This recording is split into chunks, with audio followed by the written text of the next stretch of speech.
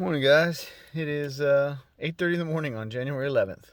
Temperature outside is 55 degrees in Florida, and I'm gonna have a 2020 Camry here with a little over 13,000 miles. And I go in the car this morning to get my kids to school, and this is what I got.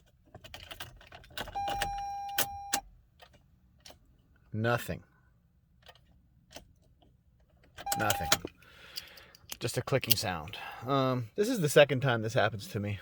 The car's only been sitting for 2 days, a little over 2 days maybe. I've been using my truck to do things around the house, and now this is happening. You know, what if I was at an airport? I fly a lot. What if I get home from the airport and now I'm stuck in this is a 2020 Camry with 13,000 miles. What is going on, Toyota? This is ridiculous. I'm finding online that people have the same issues. There's some sort of software update is supposed to fix it. Other people are getting jacked around when they go to the dealership.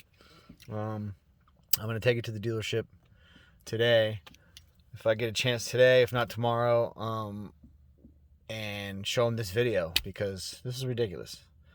You know, what if it was the only vehicle I had? It would be trapped at home, like with nowhere to go.